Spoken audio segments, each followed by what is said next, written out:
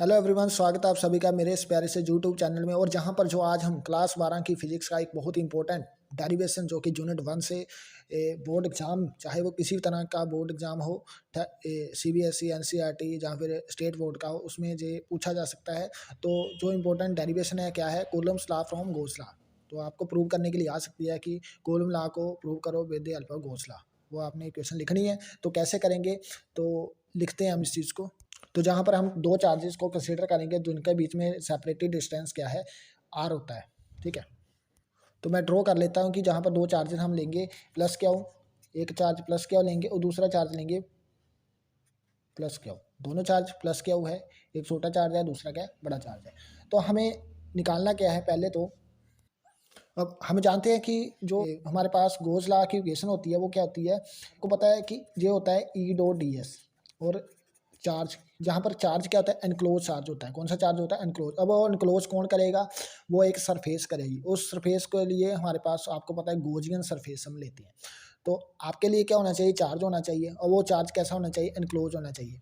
और एक सरफेस होनी चाहिए जिससे नंबर ऑफ फ्लक्स जो है पास कर रही है, यानी कि इलेक्ट्रिक फील्ड लाइंस जो पास करेगी, जिसको हम फ्लक्स का नाम दे देते हैं। तो जहाँ पर तो ऐसा कुछ नहीं है, क्योंकि चार्ज तो है लेकिन एक सरफेस नहीं है हमारे पास। तो हम ड्रॉ करेंगे जिसको हम नाम देते हैं गोजियन सरफेस। अब मैं जब गोजियन सरफेस बनाऊंगा इस तरह से, देखो इस तरह से मैंने एक गोजियन सरफेस बना ली है। ठीक है, अब ये गोजियन सरफेस बन चुकी है। अब चार्ज एनक्लोज हो चुका है, यही चार्ज एनक्लोज है, एक्चुअल में यही चार्ज एनक्लोज है। तो इससे हम वैल्यू निकाल सकते हैं इलेक्ट्रिक फील्ड। अब आप ध्यान से देखिए, जहाँ जहाँ का जो सेपरेटेड डिस्टेंस है कितना है, हमने आर लिया। ठीक है, तो अब आप जहाँ से ध्यान से देखिए कि दो चार्ज प्लस क्या है, दूसरा भी प्लस क्या है। तो एक प्लस चार्ज दूसरे प्लस चार्ज को क्या करेगा, रिपेल करेगा। क्या करेगा, रिपेल करेगा। तो जहाँ पर जो बेसिकली इलेक्ट्रिक फील्ड की जो डायरेक्शन होगी वो आउटवर्ड होगी। क्या होगी, आउटवर्ड। और जहाँ पर क्या किया हमने, एक स्मॉल सरफेस लेंगे जिसको हम नाम देते हैं डी एस। क्या नाम देते हैं, surface area element D S.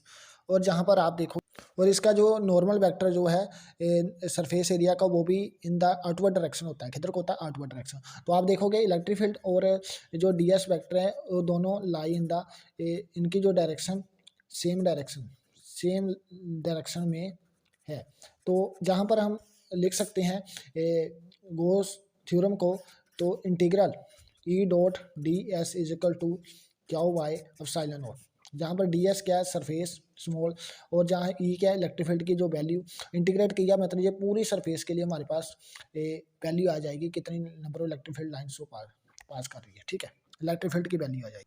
अब इलेक्ट्रिक फील्ड की वैल्यू तो कांस्टेंट है, ई बाहर आ जाएगा, अंदर क्या बचेगा, डी एस बचेगा, और बाहर क्या है, क्या हुआ, एप्सिलॉन नॉट। और डी एस की भी जो वैल्यू होती है सरफेस के लिए, सरफेस एरिया के 4 पाई आर स्क्वायर होती है। कितनी होती है, 4 पाई आर स्क्वायर। तो जहाँ पर लिखूंगा E multiply 4 pi r square equal to क्या बाई एप्सिलॉन नॉट। तो जहाँ से इलेक्ट्रिक फील्ड की वैल्यू निकाल लूँगा, इलेक्ट्रिक फील्ड की वैल्यू क्या आ जाएगी, 1/4 पाई एप्सिलॉन नॉट क्या बाई आर स्क्वायर।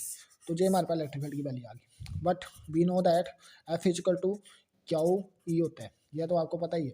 तो की वैल्यू निकालेंगे, तो F is equal to q times E की वैल्यू पुट करेंगे 1/4 पाई एप्सिलॉन नॉट क्या बाई आर स्क्वायर। तो एफ की वैल्यू कितनी आई है, 1/4 pi epsilon naught q divided by are square. तो यही तो हमने निकालना था। तो ये प्रूव हो चुका है। Thank you.